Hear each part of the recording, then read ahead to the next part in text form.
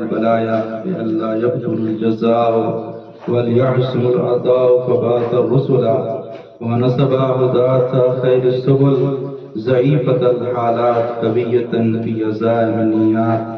ولو شاء لجعلهم أولي قوة شديدة فتلق الأعناق لهم خاضعين وحفظت لهم أجنحة المتكبرين والحمد لله الذي وسع البيت ببكة مباركا وهدى للعالمين وجعله مثابة للناس كافة ومأمنا للعالمين للعاكفين والعابدين. اعملوا عباد الله في مثل هذا اليوم العظيم ابتلى الله إبراهيم الخليل بذبح ولده إسماعيل فرأى الخليل في المنام وهو بين الركن والمقام أنه بولده ذابح ودمه سافح فأنبته من نبضته مرهوبا ومن منامه مرعوبا فقال لأبيه لبنيه إني أرى في المنام عيانا إني أذبحك قربانا فانظر ماذا ترى يا سيد الورى فقال يا أبت افعل ما تؤمر ستجدني إن شاء الله من الصالحين. اللہ یا عباد اللہ اوصیکم ونفسی بتقوی اللہ. نماز گزار عزیز، خطبہ اول کی ابتدا میں سب سے پہلے اپنے نفس کو اور اس کے بعد آپ تمام مومنین کو تقوی الہی، دینداری اور پرہیزگاری کی دعوت دیتا ہوں، جس کے ذریعے سے انسان اس دنیا میں اور آخرت کی زندگی میں کامیاب اور کامران ہو سکتا ہے. فاحسن الحدیث کلام اللہ العظیم. بسم اللہ الرحمن الرحیم. قل هو الله احد الله الصمد لم يلد ولم يولد ولم يكن له كفوا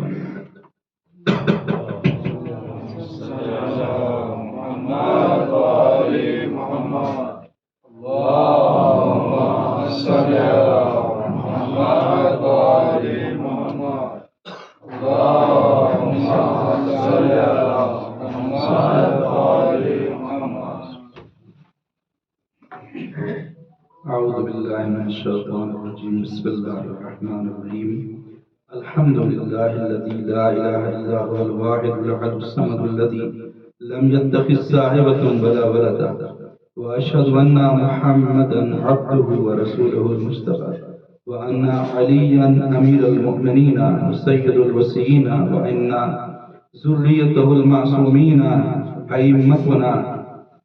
أوصيكم عباد الله بتقوى الله واغتنام طاعته وإعداد العمل الصالح في هذه الأيام الفانية الخالية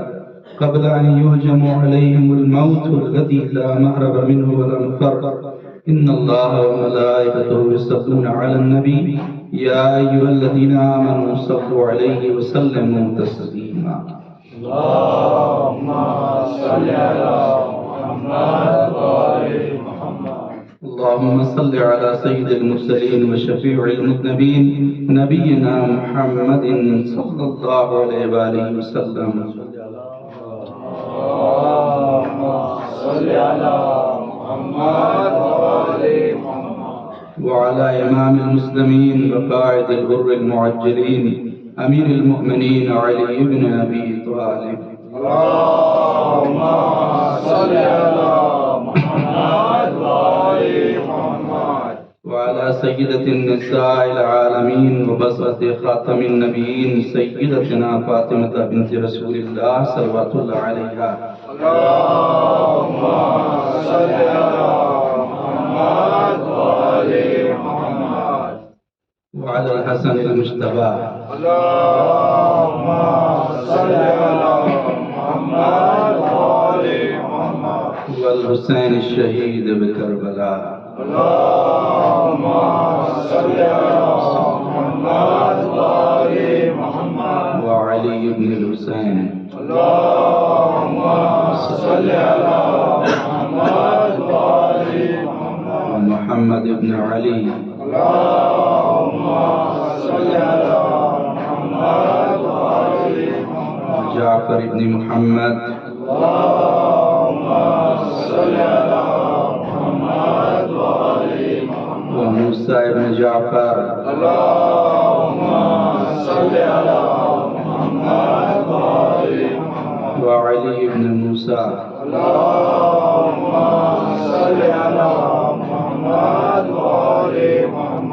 محمد بن علی اللهم صل على محمد وآل محمد وعلی بن محمد اللهم صل على محمد وآل محمد والحسن بن علی علیہم الصلاۃ والسلام اللهم صل على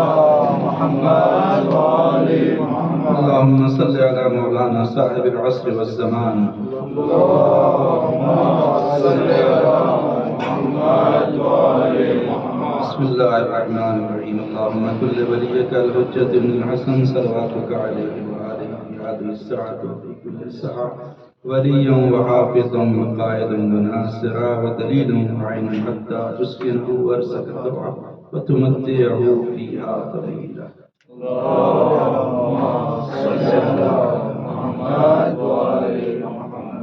أما بعد يا عباد الله أوصيكم ونفسي بتقوى الله قال الله تعالى في القرآن الكريم أعوذ بالله من الشيطان الرجيم بسم الله الرحمن الرحيم إنا أعطيناك الكوثر فصل لربك وانحر إنا شانئك هو الأبتر نماز گزاران عزیز سب سے پہلے اپنے نفس کو اس کے بعد آپ تمام مؤمنین کو تقوی الہی دینداری اور پرہیزگاری کی دعوت دیتا ہوں جس کے ذریعے سے انسان اس دنیا میں اور آخرت کی زندگی میں کامیاب اور کامران ہو سکتا ہے اور اس کے بعد آج کی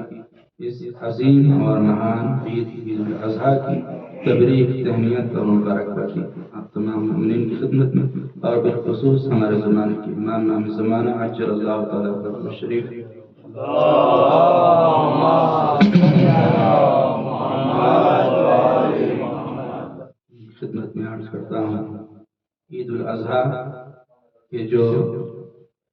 سنت ابراہیمی ہے اور یہ قربانی جو سنت ابراہیمی ہے عید الاضحیٰ یہ جو زمانے غیبت میں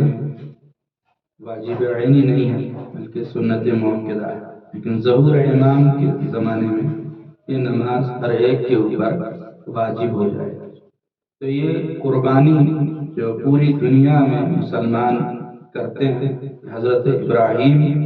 کی اور حضرت اسماعیل علیہ السلام کی عظیم قربانی کی یاد ہے حضرت ابراہیم علیہ السلام اللہ کے اولو العزم نبیوں میں سے اور بڑے رسولوں میں حضرت ابراہیم علیہ السلام کا نام تھا حضرت ابراہیم علیہ السلام کا جو لقب خلیل اللہ یعنی خدا کا دوست تو جناب ابراہیم معصوم ہیں خلیل خدا ہیں اللہ کے نبی حدیث میں ہے کہ اللہ نے جناب ابراہیم کا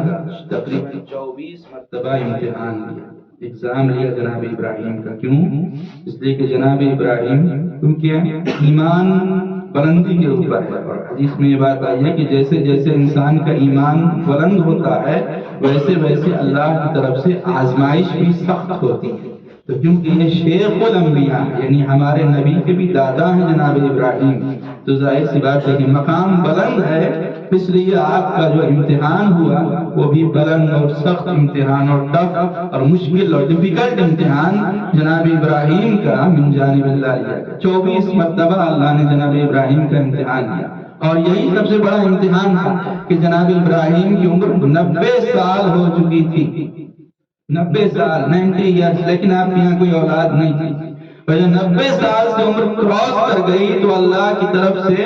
بیٹے کی بشارت دی گئی کہ آپ کے یہاں بیٹے کی ولادت ہوگی تو جناب ابراہیم کو بہت عجیب لگا کہ اب اس بڑھاپے میں بچہ کس طرح سے ہوگا آپ نے کہا کہ امراتی آخر میں بوڑھا ہو چکا ہوں اور میری جو زوجہ ہے حضرت حاجرہ وہ یائسہ ہو چکی ہیں یعنی اس عمر میں پہنچ چکی ہیں کہ اب بچے کی ولادت نہیں ہو سکتی بچہ پیدا نہیں ہو سکتا تو اللہ نے جواب دیا کہ ان اللہ علی کل شیء قدیر اللہ تو ہر چیز پر قدرت رکھتا ہے لہذا حضرت ابراہیم کے یہاں اس بڑھاپے میں جناب اسماعیل کی ولادت ہوئی تو آپ سوچیں کہ جب بڑھاپے میں بچہ پیدا ہو ہر ایک کو بچہ پیارا ہوتا ہے لیکن جب بڑھاپے میں کسی کے یہاں ولادت ہو تو کتنا پیارا ہوگی کتنے پیارے ہوں گے کتنے دلارے ہوں گے کتنے عزیز ہوں گے اور کتنے کتنا چاہتے ہوں گے جناب ابراہیم اپنے بیٹے کو، لیکن جب ولادت ہوئی اور اللہ کی طرف سے ایک اور سخت امتحان لیا گیا، حکم خدایا کہ ابراہیم اب اپنے بیٹے اسماعیل اور ہاجرہ دونوں کو لے کر مکے جائیں، کیونکہ یہ فلسطین میں رہا کرتے تھے جناب ابراہیم، تو پیلسٹائن سے مکے جائیں اور اپنی زوجہ اور بیٹے اسماعیل کو وہاں اکیلے چھوڑ دیں۔ کتنا سخت امتحان تھا کہ مکے میں بے آب و گیا میدان، چٹیل میدان، اس وقت مکے میں کوئی آبادی نہیں تھی، نہ آدم زاد، اکیلے اس میدان میں جائیے اور مکے میں چھوڑ کر کے آ جائیے، یہ کیونکہ عرب اس جگہ پر لوگ رہا کرتے تھے مکے میں جہاں پر پانی ہوتا تھا، لیکن وہاں پر مکے میں کوئی پانی کا کوئی ذریعہ تھا نہیں، اس لیے کوئی آبادی تھی نہیں، کوئی پاپولیشن تھی نہیں، لہذا اب جیسے حکم خدا آیا بڑا سخت امتحان تھا کہ نیو بورن بیبی جو ابھی پیدا ہوا ہے، اتنے چھوٹے بچے کو کہ ایسی جگہ پر جا کر تنہا چھوڑ دیں کہ یہاں پر کوئی آبادی ہی نہیں، بہت سخت امتحان تھا جناب ابراہیم کے لیے، لیکن نبی خدا معصوم ہیں، اولو العزم نبی ہیں، حکم خدا کے آگے حضرت ابراہیم سر تسلیم ہم ہیں ہر حکم خدا کے آگے، لہذا اپنی بیوی حضرت ہاجرہ کو لیا اور بیٹے اسماعیل کو فلسطین سے لے کر چلے اور مکہ میں لا کر چھوڑ دیا۔ اب یہاں پر چلیے حضرت ابراہیم علیہ السلام تو معصوم ہیں، اللہ کے نبی ہیں، وہ حکم خدا کے مطابق چلنے والے ہیں، لیکن ہاجرہ وہ تو معصومہ نہیں تھی، تو ان کو آبجیکشن کرنا چاہیے تھا، اعتراض کرنا چاہیے تھا کہ شوہر کی یہ ذمہ داری تو نہیں ہے، رسپانسبلٹی تو نہیں ہے کہ بیوی اور بچے کو اکیلے چھوڑ دیں، جیسا کہ آج کل ہوتا ہے، اگر کسی آدمی سے چھوٹی سی غلطی ہو جائے تو جو بیویاں ہوتی ہیں وہ رائی کا پہاڑ بنانا جانتی ہیں، لیکن جناب ہاجرہ نے کوئی آبجیکشن نہیں کیا، کوئی اعتراض نہیں کیا کہ مجھے تنہا چھوڑ کر اکیلے چھوڑ کر جا۔ کیسا صبر تھا جناب ہاجرہ کے یہاں کہ شوہر اکیلے چھوڑ کر جا رہا ہے لیکن آپ نے صبر کیا، چوں سے نہیں بولی حضرت ہاجرہ، خاموش، اور اسی جگہ و تنہا علاقے میں جہاں کوئی نہیں اکیلے رہ گئے، 2 دنوں تک بھوک اور پیاس کے عالم میں گزارا، لیکن جب دیکھا کہ اب چھوٹا سا بچہ ہے، پانی نہیں ہے، اور اگر پانی نہیں ملا تو پیاس سے مر جائے، جب ماں کی مامتا تڑپی تو حضرت ہاجرہ کوہ صفا کی طرف دوڑی اور دوڑ کر صفا کی طرف گئیں کہ شاید وہاں پانی مل جائے، لیکن وہاں پانی نہیں تھا۔ جب مروہ کی طرف دیکھا تو دھوپ کی وجہ سے ایسا لگا، سراب اس کو کہتے ہیں کہ دھوپ سے جب دیکھے تو لگتا ہے پانی ہے، لیکن جب پاس میں جاتے ہیں تو پانی نہیں، تو صفا سے مروہ، مروہ سے صفا 7 مرتبہ دوڑتی رہی، اور آخرکار جب تھک گئی کہ اب جس میں طاقت نہیں تھی کہ اب دوڑ سکے، تو لہٰذا وہیں پر رک گئی کہ اب میں اپنے بچے کو مرتا ہوا اپنی آنکھوں سے نہیں دیکھ سکتی، لہٰذا دور وہیں پر رک گئی کہ اب میرا بچہ اس دنیا سے رخصت ہو جائے گا، مر جائے گا، کہ اتنے میں کیا دیکھا دور سے کہ حضرت اسماعیل ہیں کہ جو ایڑی کو زمین کے اوپر رگڑ رہے ہیں اور اس سے چشمہ جاری ہے۔ بس جیسے ہی اس منظر کو ہاجرہ نے دیکھا تو قریب آئی کہ پانی نکل رہا ہے، تو اپنی زبان میں انہوں نے کہا زم زم، یعنی سٹاپ، رک جا پانی، اور روایت میں کہ اگر جناب ہاجرہ نے یہ نہ کہا ہوتا تو پانی پوری دنیا تک پہنچ جاتا، زم زم کہا اس لیے صرف مکے تک ہی وہ پانی رہا، نہیں تو پوری دنیا اس پانی سے سیراب ہوتی، پوری دنیا تک وہ پانی جاتا۔ اب جب اس منظر کو حضرت ہاجرہ نے دیکھا کہ پانی نکل گیا، اور یہاں پر جب پانی نکلا ہے تو پھر لوگ آئے اور بسے اور دھیرے دھیرے کر کے پورا مکہ آباد ہوا۔ اب یہ پوری تفصیل اور کوئی ڈیٹیل ہے کہ جو اس کی طرف جانا نہیں ہے ابھی، نہیں تو وقت تمام ہو جائے گا۔ تو اس طرح سے مکہ آباد ہوا جناب اسماعیل کے ذریعے سے، اور جب یہی جناب اسماعیل کی عمر بڑی ہوئی تو حکم خدا آیا کہ اب جاؤ اور بیوی بیٹے سے جا کر مل لو، تو اب فلسطین سے پھر آئے، اور جب 13 سال کی عمر ہو گئی حضرت اسماعیل کی، تو اب جناب ابراہیم نے ایک عجیب و غریب، ایک اسٹرینج، ایک وچتر خواب جناب ابراہیم نے دیکھا کہ میدان مینا میں ہیں، اپنے ہاتھوں سے اپنے ہی بیٹے کے گلے پر چھری چلا رہا ہے۔ یہ بڑا سخت امتحان تھا، بڑا سخت مرحلہ تھا۔ ایک دن یہی خواب دیکھا، دوسرے دن بھی دیکھا، تیسرے دن بھی دیکھا۔ جب تیسرے دن دیکھا، عام طور پر اگر دنیا کا کوئی باپ ہوتا تو ایسے خواب کو بیٹے سے بیان ہی نہ کرتا، لیکن کیونکہ نبی خدا تھے سمجھ گئے کہ روزانہ ایک ہی خواب آنا یہ اللہ کی طرف سے حکم ہے، کہ یہ کوئی معمولی خواب نہیں، یہ حکم خدا ہے اور اس کو کرنا ہے۔ لہذا جناب ابراہیم کے لیے بڑی سخت منزل تھی کہ وہ بیٹا جو بڑھاپے میں ہوا اور صرف 13 سال کی عمر ہے اور ایسے عالم میں اپنے بیٹے کے گلے پر اپنے ہاتھوں سے چھری کا چلانا یہ بہت سخت امتحان تھا جناب ابراہیم کے لیے. لیکن جناب ابراہیم اس امتحان کو کرنے کے لیے بھی کمر بستہ ہوئے اور اپنے بیٹے اسماعیل کو بلایا اور بلا کر کہا کہ قرآن مجید نے اس واقعے کو اس طرح نقل کیا قال یا ابت انی ارا فی المنام انی اذبحک فانظر ماذا تری. اے بیٹا میں نے خواب میں دیکھا ہے کہ میں تمہیں اپنے ہاتھوں سے ذبح کر رہا ہوں. فانظر ماذا تری تم بتاؤ کہ اس مسئلے میں تمہاری رائے کیا ہے, تمہارا اوپینین کیا ہے. دیکھیں یہاں پر توجہ کریں کہ جناب ابراہیم اولو العزم نبی بھی ہیں, معصوم بھی ہیں, خلیل اللہ بھی ہیں. چاہتے تو اپنے بیٹے کے سلسلے میں کوئی بھی ڈیسیژن جناب ابراہیم خود لے لیتے, لیکن جناب ابراہیم نے اکیلے کوئی ڈیسیژن نہیں لیا بلکہ بیٹے سے پوچھا کہ میں نے تو خواب دیکھا ہے, میں نے سپنا دیکھا ہے, لیکن تم بتاؤ کہ تمہارا اوپینین کیا ہے, تمہاری رائے کیا ہے, تمہارا نظریہ کیا ہے, تمہارا مت کیا ہے, تم کیا چاہتے ہو. اور اس طرح دنیا کے سارے باپوں کو جناب ابراہیم نے میسج دیا اور پیغام دیا کہ اگر بیٹے کے سلسلے میں کوئی فیصلہ لینا ہے تو بیٹے کی رائے بھی جانو.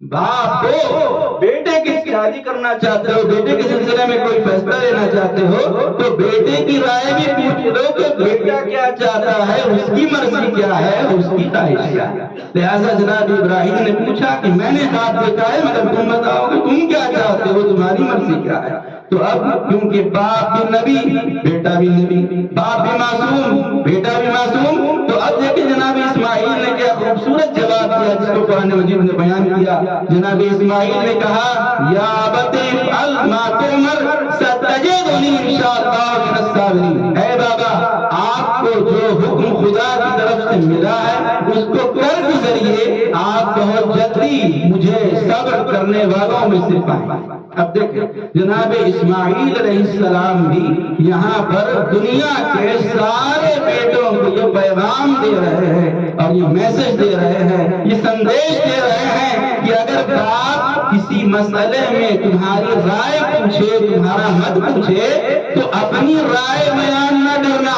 بلکہ باپ جو کہے اس کو آنکھ بند کر کے ماننا. اور آج یہ میسج آپ تمام حضرات کے لیے جو بیٹے ہیں اور جتنے لوگ بھی آن لائن سن رہے ہیں ان تمام لوگوں کے لیے میسج اور آج کی اس خطبے سے یہ پیغام ہے کہ ماں باپ جو بھی فیصلہ آپ کے سلسلے میں کریں اس کو آنکھ بند کر کے مان لیں, اس لیے کہ دنیا میں ماں باپ سے زیادہ چاہنے والا کوئی نہیں ہے. ماں باپ سے زیادہ آپ کا اچھا چاہنے والا, بھلائی چاہنے والا اور خیر خواہی رکھنے والا کوئی نہیں ہے. ان کے پاس ایکسپیرینس ہے, ان کے پاس انبھو ہے, ان کے پاس تجربہ ہے. باپ بھی ویسے زیادہ کہ باپ بھی دنیا میں وہ ہستی ہے کہ جو ہار جاتا ہے لیکن بیٹے کو جیتتا ہوا دیکھنا چاہتا ہے. لہذا باپ جو ہے باپ کے حکم کے سامنے سرے تسلیم خم کر دے, باپ آپ کی بھلائی چاہتا ہے. تو جناب اسماعیل نے اپنا نظریہ پیش نہیں کیا کہ ان کی مرضی کیا ہے بلکہ کہا جو کچھ حکم خدا ہوا ہے آپ اسے کر گزریے, میں بہت جلدی صبر کر لوں گا, مجھے صبر کرنے والوں میں سے پائیں گے. اب یہاں پر دیکھیں دو لفظ ہیں, ایک ہے مصیبت. صبر کب کرتا ہے آدمی؟ الصبر عند المصیبت, جب مصیبت آتی ہے تو صبر کرتے ہیں. شکر کب کرتے ہیں؟ والشکر عند النعمہ, شکر اس وقت کیا جاتا ہے جب کوئی نعمت ملتی ہے. تو جناب اسماعیل نے کیا کہا, میں صبر کر لوں گا. تو اس کا مطلب یہ ہے کہ قربانی کو مصیبت سمجھ رہے تھے اس لیے کہا میں صبر کر لوں گا, لیکن یہ امام حسین فخر اسماعیل ہیں جنہوں نے مصیبت نہیں سمجھی بلکہ نعمت سمجھی, اس لیے ہر قربانی پر شکر خدا ادا کیا. ہر قربانی پر کربلا میں اللہ کا شکر ادا کرتے رہے، اس لیے کہ اس امتحان کو مصیبت نہیں بلکہ اللہ کی طرف سے نعمت سمجھ۔ جب جناب ابراہیم نے دیکھا کہ بیٹا راضی ہے، تیار ہے، تو اپنی زوجہ کے پاس گئے، حضرت ہاجرہ کے پاس، اور جا کر کہا ہاجرہ اسماعیل کو نہلاؤ دھلاؤ، نئے کپڑے پہناؤ، کھانا کھلاؤ، اور آج میں اپنے ایک دوست سے ملاقات کے لیے ان کو لے کر جانا چاہتا ہوں۔ حضرت ہاجرہ بسم اللہ کہہ کر اٹھی اور جناب اسماعیل کو نہلایا دھلایا، نیا کپڑا پہنایا، کھانا کھلایا، اور جب تیار ہو گئے تو حضرت ابراہیم لے کے چلے۔ اب یہاں پر لوگ کہتے ہیں کہ نبیوں میں سب سے خوبصورت حضرت یوسف علیہ السلام تھے۔ حضرت یوسف لاکھ خوبصورت صحیح، لاکھ حسین صحیح، لیکن اسماعیل سے زیادہ خوبصورت نہیں ہو سکتے، اس لیے کہ پیشانی اسماعیل میں نور محمد مصطفیٰ۔ اللہم صلی علی محمد وآل محمد۔ ہمارے نبی کا نور پیشانی جناب اسماعیل میں جلوہ فگن ہے، لہذا جناب اسماعیل جب لے کے چلنے لگے تو حضرت ہاجرہ سے کہا کہ مجھے چھری اور رسی دے دو۔ تو جناب ہاجرہ نے پوچھا کہ خلیل آپ چھری اور رسی کا کیا کریں گے؟ تو جناب ابراہیم نے کہا کہ شاید مجھے کوئی قربانی کرنا پڑے۔ تو جناب ہاجرہ نے چھری اور رسی دی، اور چھری اور رسی لے کر اپنے بیٹے اسماعیل کو لے کر جناب ابراہیم چلے میدان مینا کی طرف۔ جب میدان مینا کی طرف ادھر چلے ہیں اور ادھر شیطان، ایک دیندار انسان کی شکل میں لمبی داڑھی رکھے ہوئے شیطان سب سے پہلے حضرت ہاجرہ کے پاس آیا اور آ کر کہتا ہے بی بی آپ کو کچھ خبر ہے کہ ابراہیم کہاں گئے ہیں؟ تو بولی کہ ہاں وہ دوست سے ملنے کے لیے گئے ہیں۔ تو شیطان نے کہا کہ میں خود اپنی آنکھوں سے دیکھ کر آ رہا ہوں وہ آپ کے بیٹے کو ذبح کرنے کی تیاری کر رہے ہیں۔ تو ہاجرہ نے کہا پھر آپ نے روکا کیوں نہیں؟ تو شیطان نے کہا کہ میں نے روکنے کی بہت کوشش کی، بہت سمجھایا، لیکن میں کیا کروں کہ ان کا دماغ خراب ہو گیا، ان کا دماغ خراب ہو گیا۔ بس جیسے ہی جناب ہاجرہ نے سنا کہا لا حول ولا قوت الا باللہ، دور ہو جا شیطان مردود، تو شیطان ہے کیوں؟ اس لیے کہ جو نبی کے دماغ پہ حملہ کرے وہ شیطان ہوگا۔ حضرت ہاجرہ نے کہا کہ دور ہو جا، بہت بڑا فوراً شیطان وہاں سے بھاگا۔ اب جب بھاگا تو پھر جناب اسماعیل کے پاس گیا اور جا کر کہا کہ آپ کے بابا کا دماغ خراب ہو گیا ہے، وہ ایک سپنے پر عمل کر کے آپ کو ذبح کرنا چاہتے ہیں، آپ کی قربانی کرنا چاہتے ہیں۔ تو اسماعیل نے جناب ابراہیم سے کہا کہ بابا شیطان میرے پیچھے پیچھے آ رہا ہے، شیطان مجھے یہ باتیں کہہ رہا ہے۔ تو جناب ابراہیم نے کہا کہ اس کو پتھر سے مارو، کنکری سے مارو۔ لہذا جناب اسماعیل نے کنکری سے مارا اور شیطان بھاگا، اور اسی لیے آج رکن حج ہو گیا۔ حج اس وقت قبول نہیں ہوگا جب تک کہ 3 شیطانوں کو پتھر سے نہ مارے، تینوں شیطانوں کو پتھر سے مارے، یہ رکن حج ہے۔ اور یہ اللہ کی طرف سے ایک پیغام بھی ہے، اللہ یہ بتا رہا ہے اپنے گھر میں بلا کر شیطانوں کو کنکری مروا کر یہ بتا رہا ہے کہ میرے گھر میں آئے اور یہاں شیطان کو مار رہے ہو، جو اپنے ملک میں جانا اگر وہاں بھی کوئی شیطان ہو تو اس کے خلاف کھڑے ہونا، شیطان کے ساتھ نہ ہونا، شیطان کی مخالفت کرنا۔ دوسری مرتبہ اسماعیل کے پاس آیا، اور تیسری مرتبہ شیطان حضرت ابراہیم کے پاس آیا اور کہتا ہے کہ آپ کو کیا ہو گیا ہے کہ ایک خواب اور ایک سپنے پر عمل کر کے آپ اپنے بیٹے کو قربان کرنے چلے آئے؟ یہ سپنا شیطان کی طرف سے ہے، یہ شیطان نے آپ کو سپنا دکھایا ہے۔ تو جناب ابراہیم نے کہا کہ دور ہو جا شیطان، کبھی نبیوں پر بھی جادو چلا ہے شیطان کا۔ لہذا جناب ابراہیم نے بھی کہا دور ہو جاؤ، پھر شیطان بھاگا۔ تب روایت میں ملتا ہے کہ شیطان سب سے پہلے حضرت ہاجرہ کے پاس ہی کیوں آیا؟ اس کا 3 ریزن ہے اور 3 وجہ ہیں کہ سب سے پہلے ہاجرہ کے پاس کیوں آیا۔ پہلی وجہ یہ ہے کہ ان تینوں میں حضرت ہاجرہ ہیں جو غیر معصوم ہیں، ابراہیم بھی معصوم ہے، اسماعیل بھی معصوم ہے، لہذا معصوم کے مقابل معصوم کو تو کوئی بہکا ہی نہیں سکتا ہے، غیر معصوم کو بہکانا ممکن ہے، لہذا ہاجرہ کے پاس سب سے پہلے گیا۔ دوسری وجہ یہ کہ ان تینوں میں ہاجرہ ہے کہ جو ماں ہے، ماں کا دل زیادہ بچے کے لیے نرم ہوتا ہے، لہذا پہلے ہاجرہ کے بعد دیا۔ تیسری وجہ یہ ہے کہ ان تینوں میں ہاجرہ ہے کہ جو عورت ہے، مرد کے مقابلے میں عورت کو شیطان جلدی بہکا سکتا ہے، جلدی گمراہ کر سکتا ہے، لہذا شیطان حضرت ہاجرہ کے پاس سب سے پہلے گیا۔ اب جناب ابراہیم میدان مینا میں تیاری کر رہے ہیں اپنے بیٹے کی قربانی کرنے کی، اور دونوں ہاتھوں کو رسی سے باندھتے ہیں، اور ہاتھ اور پیر کو رسی سے باندھ کر ہاتھ میں چھری لی اور چاہتے ہیں کہ بیٹے کی گلے پر چھری چلائیں۔ اسماعیل نے کہا کہ بابا ہو سکتا ہے کہ آپ کا ہاتھ ذبح کرتے ہوئے کانپنے لگے، اس لیے آپ ایسا کیجئے کہ اپنے آنکھ پر پٹی باندھیں۔ تو جناب ابراہیم نے پٹی اپنی آنکھ پر باندھ لی تاکہ کہیں ہاتھ ان کا کانپے نہ، اور یہ کہہ کر چھری لی۔ چھری لے کر جناب ابراہیم نے چھری چلائی، اور جب چھری چلائی تو قربانی ہو گئی، ذبح کر دیا،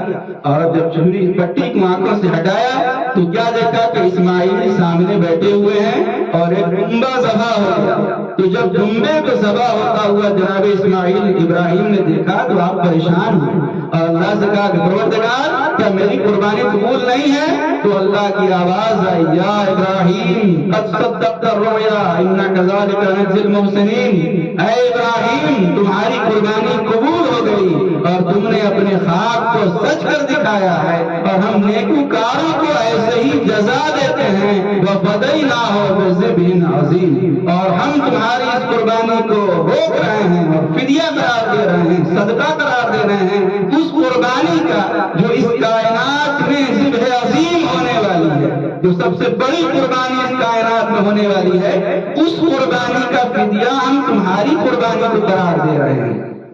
تو آپ نے دیکھا خلیل کسے کہتے ہیں؟ جو قربانی پیش کرے۔ ذبیح اسے کہتے ہیں جو خود قربان ہو جائے، یعنی جو خلیل اللہ ہیں وہ ذبیح نہیں، جو ذبیح ہیں وہ خلیل نہیں۔ لیکن کربلا کے میدان میں ہم دیکھتے ہیں کہ ایک ہی وقت میں امام حسین خلیل اللہ بھی ہیں، ذبیح اللہ بھی ہیں۔ جب علی اکبر کی قربانی پیش کر رہے ہیں تو خلیل اللہ ہیں، جب علی اصغر کی قربانی کو پیش کر رہے ہیں تو خلیل اللہ ہیں، لیکن جب خود شمر خنجر کے نیچے لیٹ گئے تو ذبیح اللہ۔ تو جو کہوں گا کہ ابراہیم آپ میری بیٹے کے گلے پر چھری چلائی لیکن آنکھوں پر پٹی باندھ لی، کربلا میں آ کر دیکھیں امام حسین نے بھی کڑیل جوان بیٹے کے سینے سے بربر کی انیک کھینچی لیکن آنکھوں پر پٹی نہیں ہے، خلیل کربلا کی آنکھوں پر پٹی نہیں ہے۔ لہذا اس عظیم قربانی تھی جناب اسماعیل کی اور جناب ابراہیم کے ایسے اخلاص کے ساتھ کہ اللہ نے صبح قیامت تک ہر ایک مسلمان کے لیے ضروری قرار دیا کہ اب جنیات منائے، اسماعیل کی یاد منائے، ابراہیم کی یاد منائے۔ تو یہ مہینہ سال کا آخری مہینہ ہے، سال کا آخری مہینہ بھی قربانی، سال کا پہلا مہینہ بھی قربانی، یہ بھی 10 تاریخ کو، وہ قربانی بھی 10 تاریخ کو، یہ بھی نبی کا لال، وہ بھی نبی کا لال، لیکن فرق اتنا ہے کہ ابراہیم کعبے کے بنانے والے ہیں، امام حسین حرمت کعبہ کو بچانے والے ہیں۔ تو آج پوری دنیا کے مسلمان اس قربانی کی یاد مناتے ہیں جو جناب ابراہیم و اسماعیل نے پیش کی۔ آج کوئی مسلمان یہ نہیں کہتا کہ یہ قربانی کی یاد منانا بدعت ہے۔ تو جب ابراہیم و اسماعیل کی یاد منانا بدعت نہیں ہے تو 10 محرم کو نواسے رسول کی شہادت کی یاد منانا بدعت کیسے ہو سکتا ہے؟ پھر کیوں نواسے رسول کی قربانی کی یاد منانے کو بدعت کہا جا رہا ہے؟ غور کرنے کا مقام ہے کہ جناب ابراہیم و اسماعیل نے جب دیکھا کہ قربانی قبول ہو گئی، باپ اور بیٹے دونوں سجدے میں گر پڑے اور خدا کا شکر ادا کیا کہ پروردگار تیرا شکر ہے کہ ہماری قربانی کو تو نے قبول کر لیا۔ تو اللہ یہ چاہتا ہے کہ مسلمان ہر قدم پر قربانی، رات کو 1 بجے سوئے، صبح کو 5 بجے مؤذن کی آواز کانوں میں آئی، اب اللہ چاہتا ہے کہ اپنی نیند کی قربانی دیں، نیند بہت اچھی آ رہی ہے، بہت میٹھی آ رہی ہے صبح کو، لیکن اللہ چاہتا ہے کہ بندہ نیند کی قربانی دے۔ اسی طرح صبح ہوئی اور آپ دکان کے لیے گھر سے نکلنے لگے کہ چھوٹے چھوٹے بچوں نے دامن پکڑ لیا، بچے کہہ رہے ہیں کہ دکان نہ جائے، گھر میں رہیں، اور دوسری طرف آپ کو دکان جانا بھی ہے تلاش معاش میں، تو اب یہاں پر اللہ چاہتا ہے کہ قربانی پیش کرے۔ اسی طرح دکان گئے، ابھی دکان کھولی تھی 10 بجے اور گراہک آنا شروع ہوئے تھے کہ اذان کی آواز آ گئی، حیا علی الصلاۃ حیا علی الفلاح۔ اب اللہ چاہتا ہے کہ ایسے موقع پر ایک مسلمان قربانی پیش کرے، دکان کو بند کرے، اور کیونکہ مؤذن اذان دے رہا ہے، مسجد بلا رہی ہے، لہذا جائے اور جا کر نماز پڑھے۔ اسی طرح گھر میں بیٹھے ہوئے تھے کہ اتنے میں ایک فقیر نے دروازہ کھٹکھٹایا کہ میری مدد کرو، میری حکومت کرو، آپ کے پاس جو پیسہ ہے وہ رزق حلال ہے، بڑی محنت سے پسینہ بہا کر پیسہ کمایا ہے، فقیر بھی مان رہا ہے، تو اللہ چاہتا ہے کہ یہاں پر مسلمان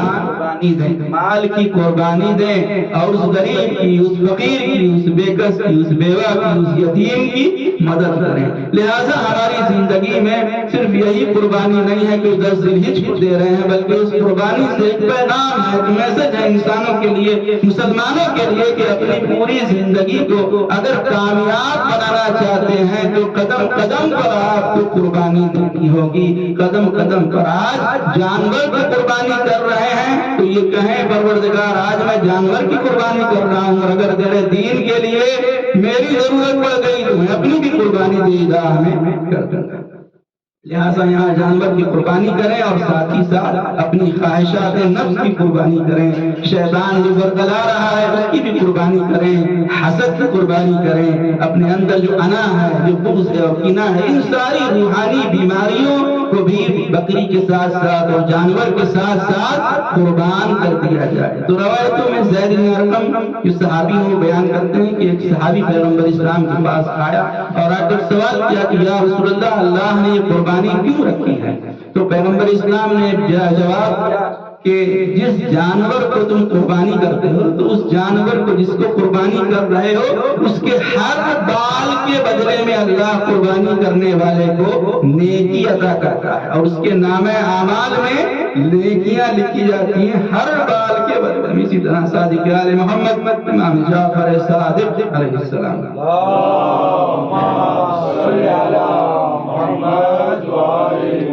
ارشاد فرماتے ہیں کہ جب قربانی کرنے والا قربانی کرتا ہے اور جانور کے خون کا پہلا قطرہ جب باہر زمین پر گرتا ہے تو قربانی کرنے والے کے سارے گناہوں کو اللہ معاف کر دیتا ہے۔ تو قربانی کا مقصد یہ ہے کہ جو غریب اور فقیر نہیں کھا پا رہے ہیں گوشت، ان لوگوں تک گوشت کو پہنچایا جائے۔ ایسا نہ کہ قربانی کریں پھر اپنا ہے کنجینیٹر کو بھر لیں گوشت سے۔ اسی لیے قربانی کے لیے مسائل میں بھی ملتا ہے کہ اس قربانی کے گوشت کا 3 حصہ کیا جائے، 3 حصے میں ڈیوائیڈ کریں۔ اگر 9 کلو گوشت نکلا ہے تو 3 حصوں میں ڈیوائیڈ کر دیں۔ پہلا حصہ گوشت کا اپنے اور اپنے اہل و عیال کے لیے، دوسرا حصہ پڑوسیوں اور مومنین کے لیے، تیسرا حصہ فقیروں کے لیے، غریبوں کے لیے اور مسکینوں۔ اسی طرح ایک میسج بھی آیا تھا کہ ایک آدمی نے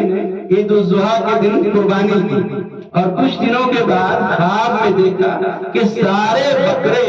جنت میں دوڑ رہے ہیں، کھیل کود رہے ہیں، ادھر ادھر بھاگ رہے ہیں، لیکن جو انہوں نے قربانی کی تھی وہ بکرا بیٹھا ہوا ہے، وہ کھڑا بھی نہیں ہو پا رہا۔ تو یہ دیکھ کر بہت تعجب ہوا کہ ایسا تو سارے بکرے تو دوڑ رہے ہیں، گھوم رہے ہیں، لیکن جو ہم نے بکرا قربان کیا تھا وہ کھڑا بھی نہیں ہوا۔ تو پریشان ہو کر اپنے بکرے کے پاس گئے اور جا کر خواب میں پوچھا کہ کیا بات ہے، سارے بکرے تو کھیل کود رہے ہیں، دوڑ رہے ہیں، لیکن تم کیوں نہیں کھڑے ہو کر دوڑ رہے ہو؟ تو بکرے نے کہا کہ میری ایک ٹانگ ابھی بھی آپ کے فریج میں رکھی ہوئی۔ تو لہٰذا اس قربانی کا جو گوشت ہے یہ فریج میں رکھنے کے لیے نہیں ہے، یہ غریبوں، بے گھروں اور مسکینوں کو بانٹنے کے لیے۔ آئیے اس عظیم دن، دعاؤں کی قبولیت کا دن ہے، اللہ کی بارگاہ میں ہم سب مل کر دعا کرتے ہیں، پروردگارا 14 معصومین علیہ السلام کے صدقے میں ہماری قربانی کو اپنی بارگاہ میں قبول فرما۔ پروردگارا ہمیں تمام روحانی اور جسمانی بیماریوں سے نجات عطا فرما۔ پروردگارا ہم سب تیرے گناہگار بندے ہیں، ہمارے تمام گناہان کبیرہ اور صغیرہ کو معاف فرما۔ ہم سب کو علم حاصل کرنے کی اور اس پر عمل کرنے کی توفیق عطا فرما۔ ہمیں جو لوگ پریشان حال ان کی پریشانیوں کو دور فرما، جو لوگ مقروض ہیں ان کا قرضہ خزانے غیب سے عطا فرما، جو بیمار ہیں ان کی شفا عطا فرما، جو بے روزگار ہیں انہیں برسر روزگار فرما، جو برسر روزگار ہیں ان کی رزق اور روزی میں خیر و برکت عطا فرما، جو بے اولاد ہیں ان کو نیک اور صالح اولاد عطا فرما، جو مومنین اپنے وطن کو چھوڑ کر اس ملک میں تلاش معاش میں اور تلاش رزق میں آئے ہیں، اللہ ان سب کی رزق اور روزی میں خیر و برکت عطا فرما، بلیات ارضی و آفات سماوی سے محفوظ فرما، پرچم اسلام کو سربلندی و شرف عطا فرما، پرچم کفر و نفاق کو سرنگوں فرما، دشمنان اسلام کو نیست و نابود فرما، ہمارے مرحومین کی مغفرت فرما، ان کی قبروں پر اپنی رحمتوں و برکتوں کا نزول فرما، ان کی برزخ کی منزلوں کو آسان فرما، ان سے جو واجبات ترک ہو گئے ہیں انہیں درگزر فرما۔ جن لوگوں نے التماس سے دعا کہا ہے اللہ تمام ان کی تمام حاجتوں اور مرادوں کو پورا فرما۔ پروردگار ہمارے مولا و آقا ہمارے سید و سردار امام زمانہ کے ظہور میں تعجیل فرما، ہم سب کو اپنے مولا و آقا کے مخلص غلاموں و جانثاروں میں شمار فرما۔ اللهم اغفر للمؤمنين والمؤمنات والمسلمين والمسلمات الأحياء منهم والأموات تابع بيننا وبينهم بالخيرات إنك مجيب الدعوات إنك على كل شيء قدير بسم الله الرحمن الرحيم إنا أعطيناك الكوثر فصل لربك وانحر إن شانئك هو الأبتر والسلام عليكم ورحمة الله وبركاته.